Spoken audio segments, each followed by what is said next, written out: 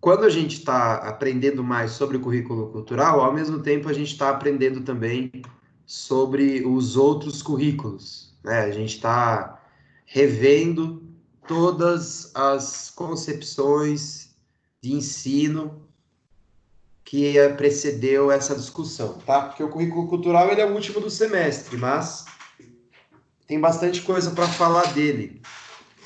E o meu sonho e a minha vontade é que sobre algumas aulas lá no final para a gente fazer na prática algumas coisas.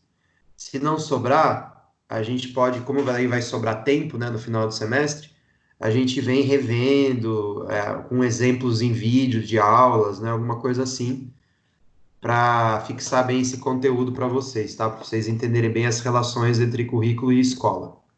Combinado? Então, o tema da aula de hoje é o multiculturalismo. Eu vou compartilhar a tela aqui para vocês.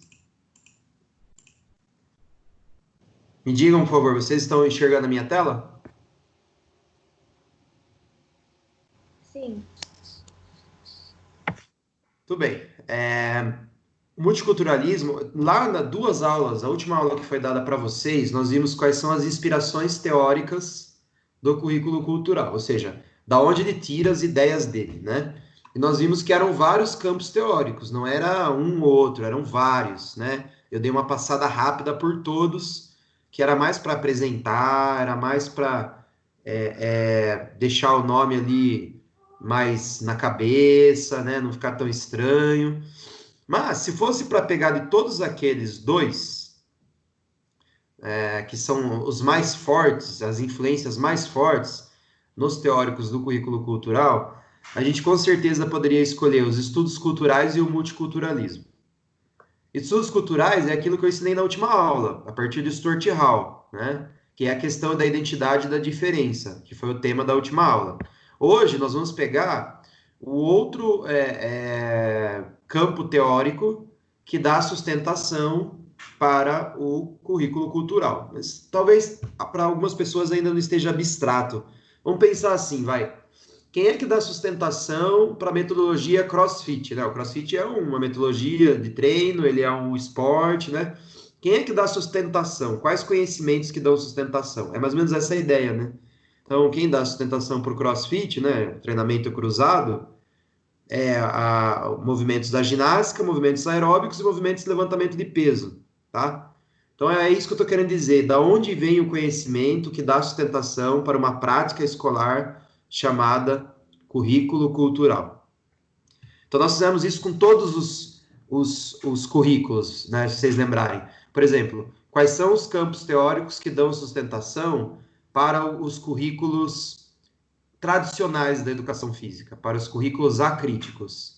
São as ciências da aptidão física e da saúde, né? Ciências psicobiológicas, né? Tanto que lá na história da educação física, quando a gente fala do movimento renovador, que é aquele movimento pós-crise, onde há uma redemocratização do país e um questionamento da hegemonia esportiva nas aulas, e vem ali umas respostas, as respostas são divididas em duas.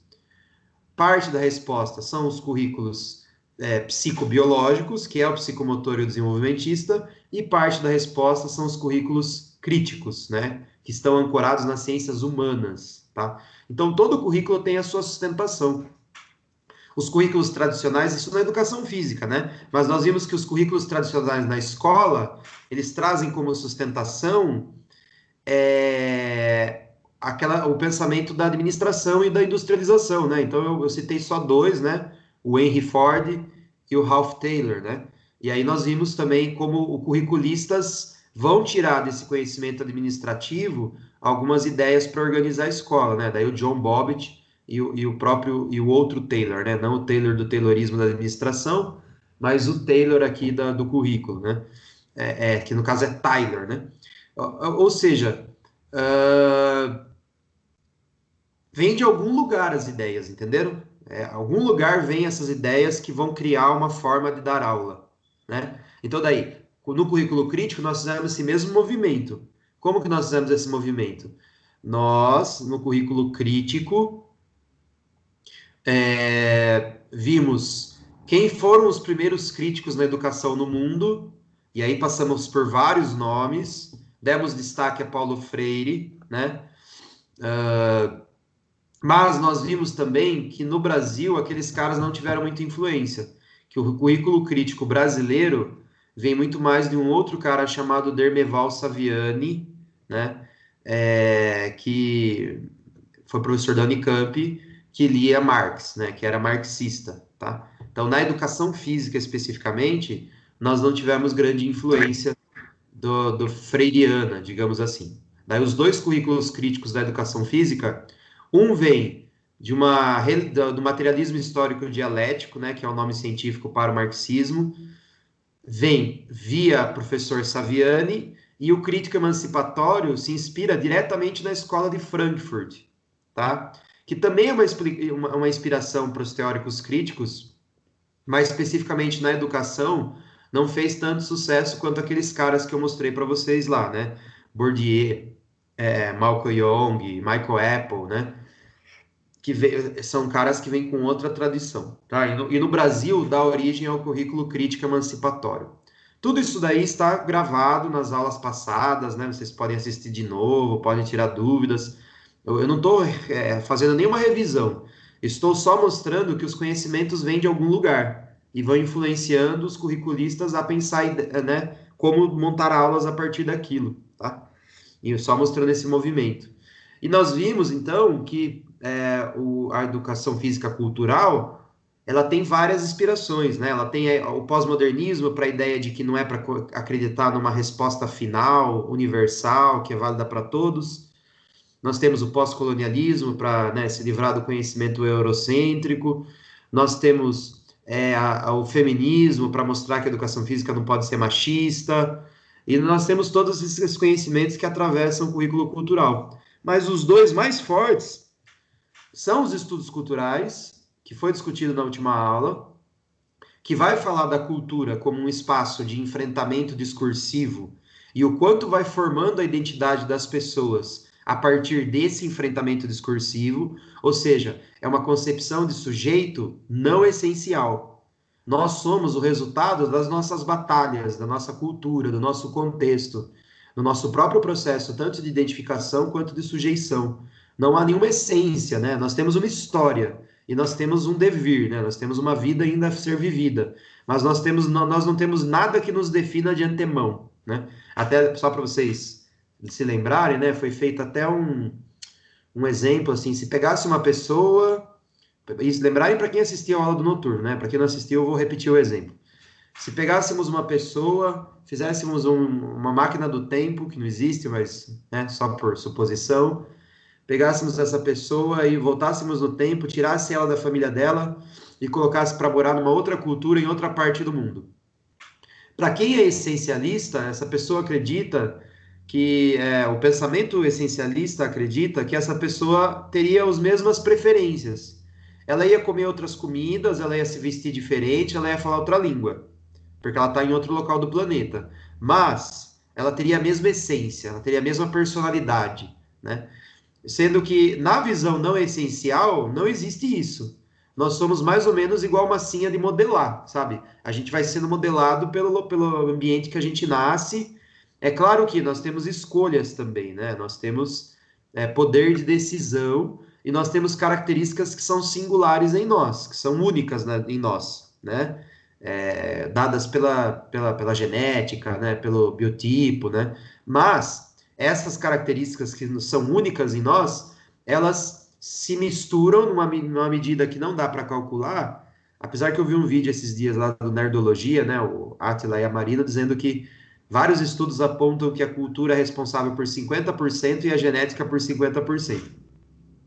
Esses estudos que traduzem caráter em número, para mim, são né, um pouco positivistas demais para o meu gosto. Mas, se a gente pegar o valor de 50% a 50%, de novo, é um valor que não responde nada, né? Ou seja, nós somos a mistura da nossa singularidade com a nossa cultura. Não dá para separar uma coisa da outra, é inseparável isso, né? E o currículo cultural parte dessa visão dos estudos culturais, que é uma visão não essencial de pessoa, né? E é o único não essencial. tá? Nos currículos tradicionais, nós somos essenciais. Tanto que, por exemplo, só para exemplificar, Piaget elenca lá as fases da inteligência, né? Do desenvolvimento da inteligência. E aquilo ali é válido para todo mundo, na cabeça de Piaget é válido para todo mundo, né? Então, tem uma estrutura que o ser humano passa no seu processo de desenvolvimento. Então, essa psicologia genética, ela é uma das marcas da psicomotricidade e do desenvolvimento motor, que é uma das ideias de essência. Os currículos críticos, eles também têm uma ideia de essência, com outro viés, com outro pensamento, mas eles também têm uma ideia de essência. Qual é a ideia de essência que eles têm, né? É a ideia de que o capitalismo aliena e eles têm que emancipar, que tem que ter a consciência livre, que o capitalismo engana e que nós precisamos estudar para nos libertarmos do capitalismo, né? Então, qual é a essência que nós temos? É a nossa consciência, a nossa razão. Só que a nossa razão ela é enganada pela ideologia capitalista, né? Então, nós temos que nos emancipar dessa alienação via educação física. Bom, então o currículo cultural também não acredita nisso, né? Não tem essência nenhuma, né? Não tem alienação nenhuma. Nós, claro, criamos nossa identidade a partir do capitalismo, óbvio, porque acabei de dizer que nós somos criados na sopa da nossa cultura, mas não se trata de uma enganação, se trata de uma criação de identidade dado o contexto atual. Da mesma maneira que quem nascia no feudalismo não era alienado pelo pensamento feudal, mas criava uma identidade a partir daquele contexto histórico, né? Daquele local, daquele país, daquele momento, né? Então, as identidades elas são sempre históricas, contextuais, plurais, né? Cada pessoa tem várias identidades. Muitas vezes essas identidades entram em conflito, né? Você fica em conflito com você mesmo ou com você mesma sobre o que você quer, sobre as suas decisões. Então, nós somos essa massinha de modelar que também se modela, sabe? Imagina uma massinha de modelar viva que ao mesmo tempo que ela é modelada por outras mãos, ela também consegue se modelar um pouco, né? É uma metáfora, tá? Só para tentar exemplificar. Talvez uma metáfora melhor que eu usei na tese de doutorado foi que nós somos nadadores no mar. As forças do mar são absurdas, né? Nós não conseguimos mudar as forças do mar, mas nós podemos nadar, nós temos nossos bracinhos, que não são tão fortes perante o mar, mas são o suficiente para nos fazer nos mexer. Então seria mais ou menos isso, né? O mundo, ele coloca muita coisa na nossa cabeça, porque a gente é fruto desse mundo, não tem como a gente lutar contra as forças do mar. Mas a gente pode sim movimentar os braços e tentar ir para uma direção que nos interesse mais, né? Então nós temos algum poder de força. Mas isso não é determinado de antemão, não é essencial como é nas outras visões, tá? E na questão do multiculturalismo? Bom, nós vamos fazer esse mesmo movimento, né? Nós vamos acabei de falar sobre isso, né? Nós, no multiculturalismo, nós vamos ver o que pensam os multiculturais e como é o multiculturalismo em cada visão de currículo, tá? Quem são os principais multiculturalistas? Vocês lembram que eu falei lá atrás que o Paulo Freire não influenciou a educação física crítica? Que ele influenciou muito pouco a educação física crítica? Vocês lembram disso? Mas Paulo Freire influencia a educação física pós-crítica.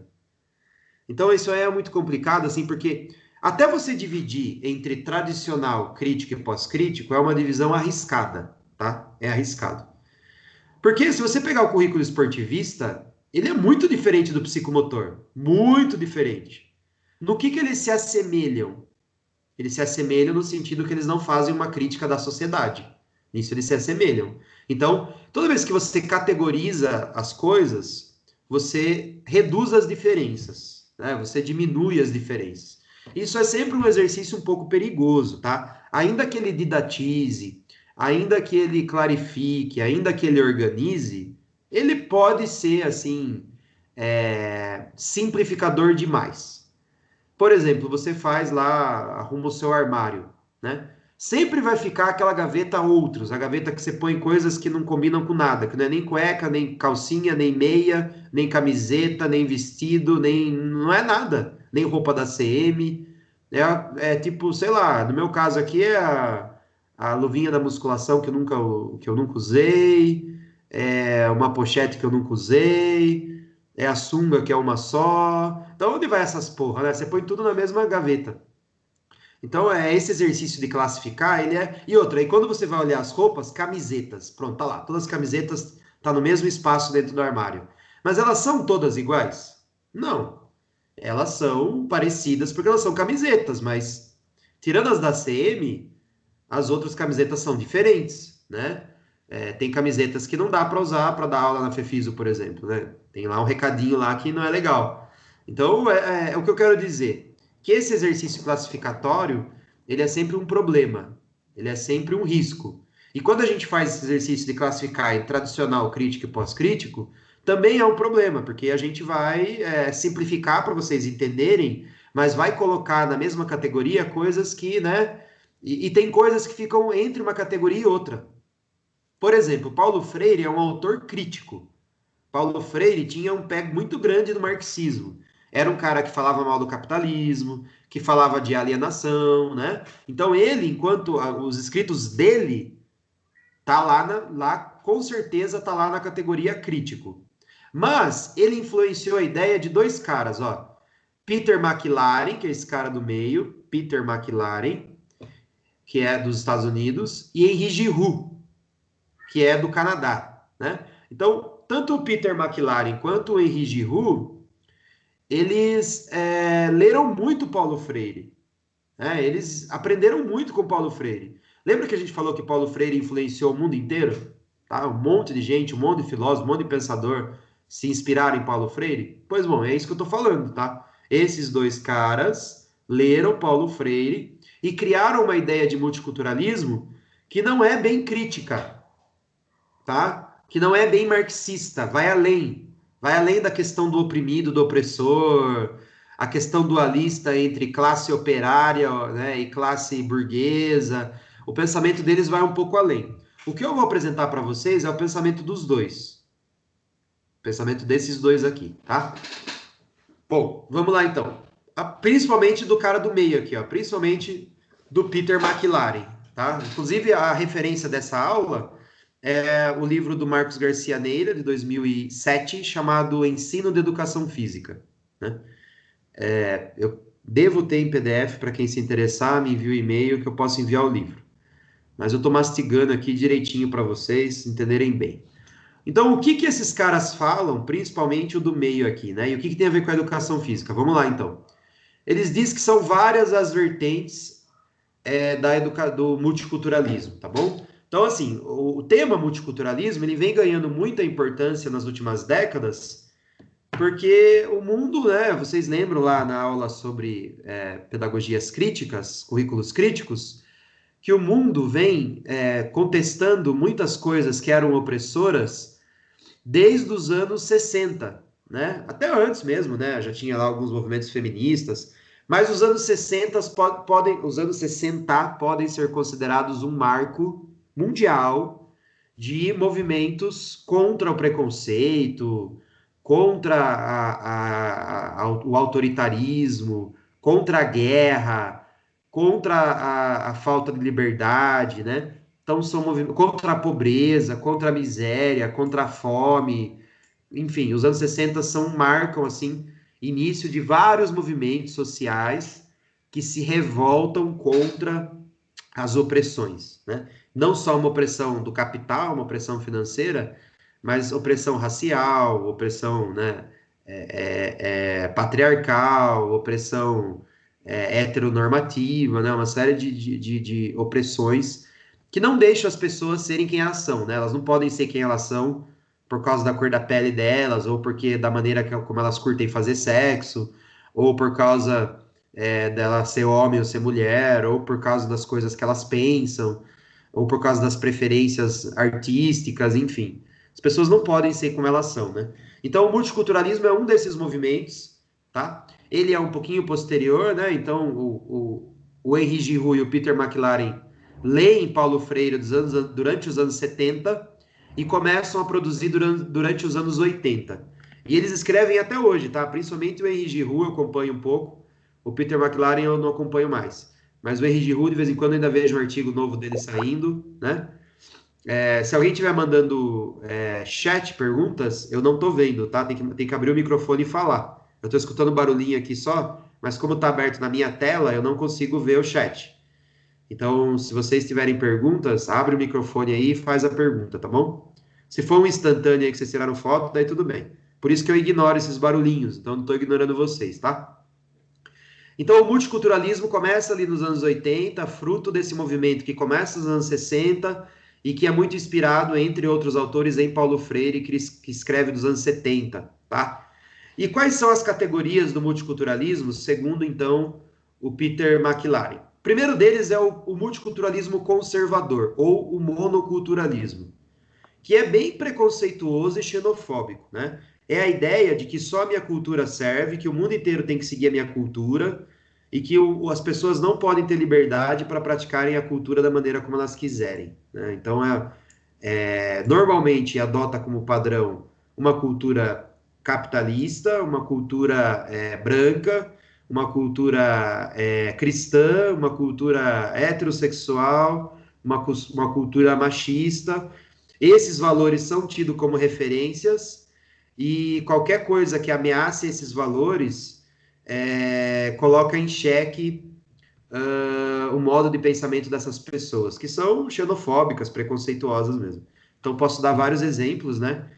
Os europeus. Aqui não tem no Brasil. O Brasil tem um pouco, sim, sabia? Começou a vir haitiano, venezuelano para o Brasil, boliviano. Eles são muito maltratados, né? A gente não recebe muito em Sorocaba, nós somos uma cidade do interior. Mas em São Paulo recebe muito haitiano, venezuelano, e eles são tratados com muito preconceito, né? Vem aqui atrapalhar o nosso país, roubar os nossos empregos. Mas na Europa e nos Estados Unidos, como são países ricos, isso é muito mais forte, né? Então, mas no Brasil também nós temos muito disso, tá? Algumas pessoas usam essa expressão, assim, porque elas estão acostumadas, escutam a vida inteira, não sabem muito bem o que ela quer dizer. Mas algumas pessoas, elas se referem a qualquer um que tente romper com esse monoculturalismo, né? Desculpa, ao contrário. Eles se referem a si mesmo como cidadão de bem. É o famoso cidadão de bem. Não, mas porque a gente não pode perder os valores da família brasileira comprometendo o cidadão de bem. Vocês devem ter escutado isso em algum lugar já, né? Então, algumas pessoas falam isso sem saber o que estão falando, tá? Elas só repetem e elas estão se referindo a honestidade, a trabalhador, elas estão se referindo a, né, ao amor da família, tá? Então, algumas pessoas usam essa expressão para se referir a isso. E não é isso que eu estou criticando. Mas algumas pessoas se referem a isso, ao cidadão. Quem é o cidadão de bem para algumas pessoas? É o homem ou a mulher machista, branco ou negro racista, porque existe, né? E não racismo contra os brancos, racismo contra os próprios negros. Trabalhador, né? Com certeza, mas no sentido de que não critica o sistema, não luta por direitos, só aceita e trabalha e pronto. Independente se o salário está bom, se as condições de trabalho estão boas, né? Cristão, com certeza, não precisa frequentar muito a igreja, né? Pode ser só discurso da boca para fora, pode ser só hipocrisia, não tem problema, mas tem que ficar falando em nome de Cristo o tempo todo. E, claro, heterossexual, né? Não pode, de hipótese alguma, escapar desse binarismo na prática do sexo. E, claro, também não precisa ser literal, pode ser só da boca para fora, né? Pode trair a mulher, pode ir atrás da prostituta, pode pagar o travesti, mas tem que falar na frente dos outros, tem que falar que é tudo viado, que tem que morrer, que tá errado, né? Então, normalmente é mais ou menos isso daí, né? Tudo bem, se for homem, pegar várias, mas aí a mulher, se ela ficar com pessoas sem casar, ela é vadia, etc. Esse é o típico cidadão de bem, preconceituoso e xenofóbico, né? E na educação física, nós temos exemplos assim?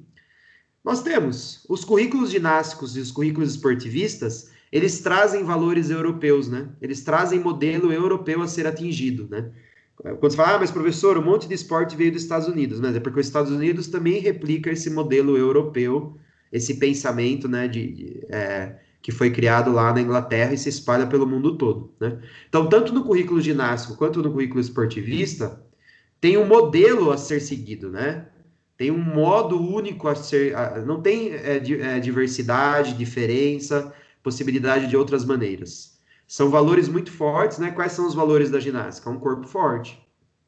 Quais são os valores do esporte? Ser campeão, competição, vitória, trabalho em equipe, esforço, né? Produção, tá? Então esses valores eles são elencados como únicos e qualquer pessoa que não esteja encaixada nesses valores, elas podem sofrer preconceito dentro da lógica do multiculturalismo conservador, tá? Ou do monoculturalismo, que para mim eu acho que combina melhor, né? Multiculturalismo. Bom, agora vamos para o próximo, então. Multiculturalismo liberal. O multiculturalismo liberal ele tem como pano de fundo a filosofia liberal. A filosofia liberal ela defende que não pode ter intervenção estatal, exceto em alguns casos específicos, né, na manutenção da ordem, na manutenção do sistema financeiro. Todo o resto é parte da ideia de que nós somos livres para interagirmos e somos todos iguais. Para o liberalismo, nós somos todos iguais. Então, o resultado de uma educação pautada pelo liberalismo é a ideia de que que a escola tem que ser neutra. Há uma neutralidade política, tá? Então, assim, se nós somos todos iguais, não importa se nós somos negros, orientais, né? Se nós somos brancos, se nós somos ruivos, se nós somos homens, se nós somos mulheres, se nós somos gays ou bissexuais ou heterossexuais, se nós vamos na igreja, se nós somos budistas, se nós somos católicos, não interessa, nada disso, nada dessa porra interessa. Nós somos todos iguais. Se nós todos somos todos iguais, então a escola tem que ser neutra, tá? Então, e aí nós vamos nos concentrarmos nos aspectos que são pertinentes a todos os seres humanos. É aqui que está localizado os currículos desenvolvimentistas, psicomotores e saudáveis. Lembra que eu falei lá atrás, na história da educação física, né? No primeiro período. Ah, claro que vocês não vão lembrar, né? Ô, professor, faz quantos anos isso, né? Mas eu revi esse assunto quando a gente falou dos currículos desenvolvimentista e psicomotor, que eles eram uma resposta no movimento de renovação da educação física. E eles entraram em oposição direta com os críticos, com os materialistas históricos dialéticos, os marxistas, né? Ou com os freirianos. Eles entraram em combate direto. Por quê? Porque eles achavam que a escola não era local de falar de política. A escola é neutra, a escola não é política. A educação física, ela cuida do corpo em movimento. A educação física cuida do movimento do corpo. É isso que interessa para a educação física, né? A educação física não interessa cultura, política, nada disso. Então, eles estão aonde? Eles estão no multiculturalismo liberal. Eles acham, sim, que nós... Não é preconceito e xenofobia, tá? Não é a ideia de que você não pode ser preto, que você não pode ser gay, não é essa a ideia. Mas é a ideia que não é local da escola ficar falando dessas coisas. Porque a escola é local de passar conhecimentos neutros, né? Então, acredita nessa neutralidade política, tá? Bom, a próxima visão é o multiculturalismo plural, tá? Qual é a principal ideia por trás do multiculturalismo plural? Nós somos todos diferentes, sim, igual no liberal, só que nós temos que pregar na escola a tolerância e o respeito. Por que nós temos que pregar tolerância e respeito? Porque na sociedade lá fora está faltando isso, né? Então, assim, tem muito racismo, tem muito machismo, tem muita xenofobia, né? Tem muita homofobia. Então, nós temos que a escola tem que ensinar que nós não podemos desrespeitar essas pessoas. A escola tem que ensinar que todo mundo merece o seu respeito. Mas perceba que são documentos que não ensinam a mudar a realidade. Então eles estão ali, ó, com um pezinho no tradicional, um pezinho no crítico. Se eu fosse dividir esses multiculturalismos aqui, ó, eu diria que os dois primeiros são tradicionais, com certeza. Esse plural aqui, ó, ele tá com um pé no tradicional e está com um pé no crítico. Bom, ele reconhece que tem problemas na sociedade, mas ele não diz muito sobre o que fazer para mudar isso, tá? E na educação física, onde que você encontra esse tipo de pensamento? Nos livros do Josimar Daolio, né, que é um cara que aposentou recentemente da Unicamp, muito famoso, né? Tenho vários livros dele, da cultura do corpo. Tem vários livros dele, né? Dizendo sobre a questão do corpo na cultura, trazendo para a educação física. O outro exemplo que está no livro Nuneira 2017 é o PCN, mas como o PCN está obsoleto, eu coloquei aqui a BNCC, porque na minha concepção, sem uma análise mais profunda, a BNCC ela reproduz essa ideia já presente nos PCN de tolerância e respeito. Então ela prega a tolerância, ela pega o respeito, não podemos ser preconceituosos, né? Mas não diz muito sobre como fazer para mudar isso, né? É como se só ensinando a tolerância e o respeito já vai mudar a sociedade. Só que tem muitos que não acreditam nisso. Daí nós vamos para o próximo, o multiculturalismo crítico essencialista, né? O que os multiculturalistas críticos essencialistas acreditam é que não vai ter progresso e mudança, né, no caso revolução, transformação social, baseado em tolerância e respeito. Somente a tolerância e respeito não mudam nada, as pessoas, né? Então, tudo bem, você vai lá e você para de chamar o negro de macaco, mas ele continua sendo muito mal pago na sociedade, continua sendo preso sem qualquer, em circunstâncias muito duvidosas, com muita frequência. Você pode até falar que tem que respeitar a mulher, mas ela continua sendo uma mulher morta a cada 4 minutos. É uma estatística que eu vi no Instagram da Monique, tá? Se vocês quiserem a referência, procuram lá para ela. Eu tô falando do que eu vi lá. Ela postou, inclusive, a referência, o livro que ela leu. Então, a cada 4 minutos, uma mulher é morta. Tudo bem, você vai lá na escola, você ensina que tem que respeitar a mulher, realmente, não podemos maltratar a mulher. Mas continua morrendo uma mulher a cada 4 minutos, né? O Brasil continua sendo o país que mais mata travestis no mundo, né? Então, assim, talvez só a tolerância e o respeito seja um pouco. Não estou dizendo que não é para ter tolerância e respeito, né? Alguns ambientes, o tolerância e o respeito dá conta, né? Se você vive num local civilizado, avançado, que não tem preconceito, talvez basta a tolerância e o respeito. Mas em alguns locais, e olhando a sociedade de forma macro, há uma necessidade de fazer mais, há uma necessidade de ir um pouco além, de mudar as coisas com mais afinco, né? Então, esses são os progressistas ou revolucionários, né? Então, esse é o multiculturalismo crítico essencialista. Por que essencialista? Porque acredita nessa ideia de que nós temos uma essência dentro de nós. Acredita na ideia de que nós temos algo que nos define. No caso, o que nos define para os progressistas da educação é a razão. E a nossa razão está enganada. Está enganada por quem? Pelo capitalismo. Por isso que na educação física, os multiculturalistas críticos essencialistas são os currículos crítico superador e crítico emancipatório, que nós já vimos os dois, já vimos cada um deles, certo?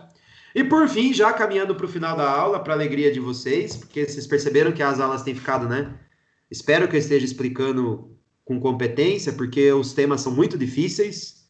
Se vocês estão assim, nossa, que difícil, é difícil mesmo, são temas pesados.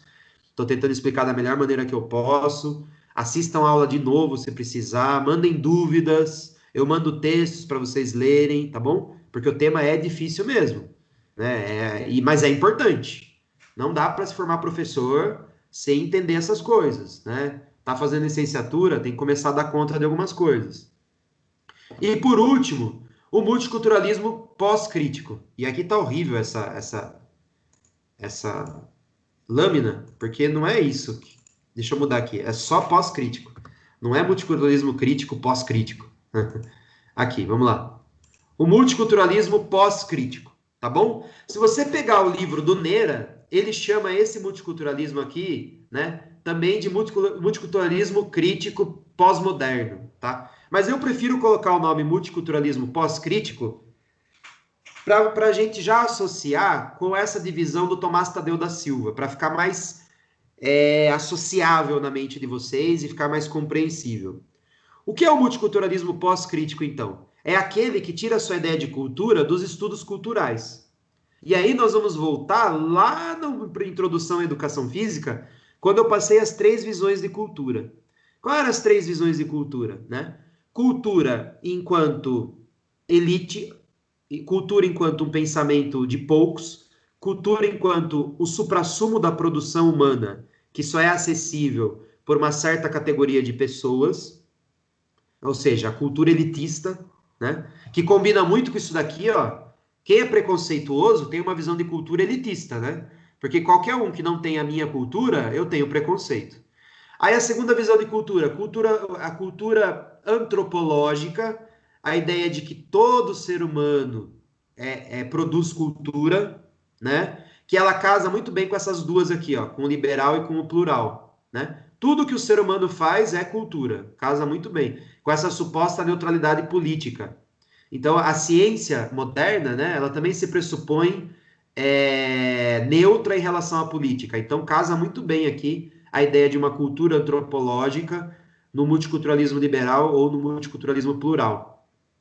E, por fim, né, a ideia de cultura dos estudos culturais, que encaixa bem aqui, ó, tá?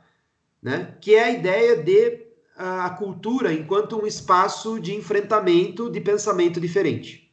Então, a cultura é essa arena social onde as pessoas, com os seus devidos valores, elas tentam brigar para impor a sua forma de pensar. Essa briga não é literalmente no soco, né? Ainda que às vezes chegue nisso. Mas é lutar, assim, quando você monta o canal no YouTube, você começa a falar certas coisas, você está entrando nesse espaço cultural. Quando você assiste televisão, você está entrando nesse espaço cultural. Quando você está no grupo do WhatsApp de família e vocês estão lá dizendo, né, se o Babu deveria ou não ser eliminado, é esse espaço cultural, né? Então é isso que eu estou falando, tá? É esse espaço onde a gente vai colocando a nossa opinião, debatendo e vai sendo influenciado e algumas formas de pensar vão ganhando, que é a identidade, e outras formas de pensar vão perdendo, que é a diferença, né? Então o multiculturalismo crítico, ele entende que nesse processo, nesse jogo de forças, algumas formas de pensar vão se encaixando como mais fortes, como hegemônicas, como dominantes, e outras vão se tornando a diferença, ou seja, não outras, todas as outras, né? Então, se eu coloco que a identidade hétero é a ideal, é a correta, todas as outras formas de sexo são erradas. Se eu coloco que o branco é referência, todas as outras matizes de cor, todas as outras tons de cor do ser humano, elas estão erradas, né? Então eu vou criando fronteiras entre o que é o certo e o que é errado. E o único currículo na educação física que pensa a educação física desse jeito, a partir dessa visão, é o currículo cultural, tá? Então, o currículo cultural se apoia no multiculturalismo pós-crítico, ok? Então, eu vou encerrar a gravação, tá? Um momentinho só. Encerrando a gravação.